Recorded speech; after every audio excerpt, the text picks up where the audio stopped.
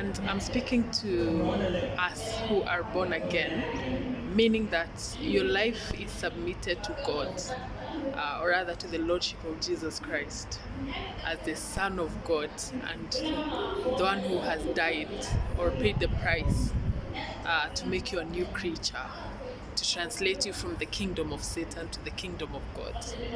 Do we really believe that God can intentionally hold certain aspects of your life so that He can process you? And I know I'm speaking this to a generation that is used to fast, FAST things, fast internet, fast technology,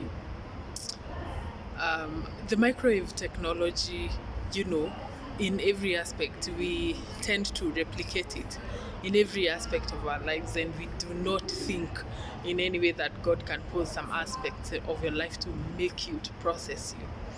And I was following a certain conversation on WhatsApp, and in a certain group, people say, like, at some seasons of your life, you may not really look the part.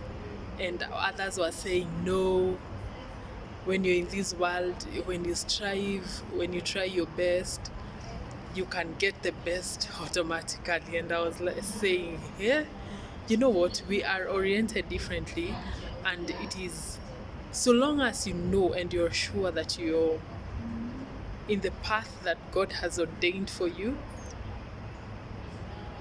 you can get rest in allowing God to process your life, because especially to gain the spiritual heritage, the inheritance that God has ordained for us, the destiny that He has ordained for us, the spiritual blessing that He wants to place in our lives, most of the times it does not come so quickly. It doesn't. The processing of God upon our lives, He knows us. He knows that there are many things that affect us.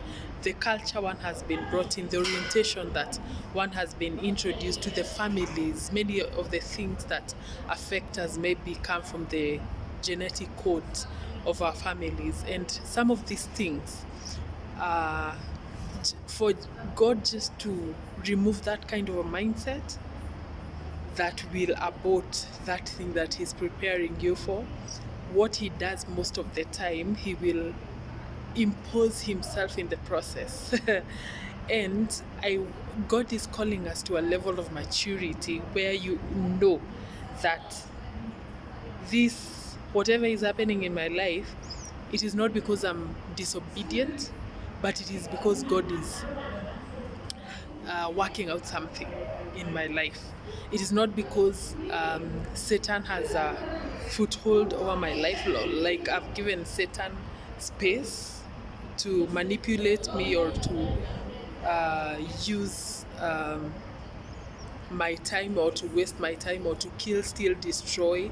You are sure that this is not Satan. This is definitely God. And some of these things can come in things like, maybe you had a sponsorship in school and that sponsorship goes off the window. Maybe you had a parent who was taking care of you very well without struggle, and that parent, either the job goes away or some misfortune happens, and you're left without help. Maybe there's an interruption of a certain process, even in relationships. You had this kind of a stable relationship that now is not actually even working. That may be having affected the other party, not necessarily you. Now, when you are left alone to chart out a new way, you may not get the quick results as you maybe initially thought, and everything maybe might have been in place, everything was running, and then there are these breaks, there are these stopovers, there are these obvious hindrances that you said, if it were given you, it is the natural things in life that are happening that are hindering you towards getting to the desired place. When that happens, pay attention to what God is doing and actually ask Him, Lord, what is your message here? What are you trying to do in my life? Is it time? Is it the spiritual heritage that I need to grasp, what is it really that is happening in my life? So that God does not tell you to put aside a job and then you go. Imagine the people who do not even believe that God can tell you to stop a job and maybe start on a business or wait for Him to give you the way forward. If truly you know that this is the voice of God, you can depend on His voice to sustain you. That has happened in my life, where God at some point told me to leave a certain job, and truly I needed that job. But what happened, so that I can even know that it is the hand of God, the rent was well taken care of. Like, I didn't go borrowing money. I did not live off people's pockets. When the Lord told me to, like, this is not what I have charted out for you. I need to give you the job that is your inheritance. So when that happened, the Lord really, honestly sustained me. Because when now you go into borrowing, when you go into living off people's pockets, now that is not even godly, you understand? So know where the balance. And God can use anything, my people. God can use anything to bring a message to you. Of course, right now I'm restored. I have a good job.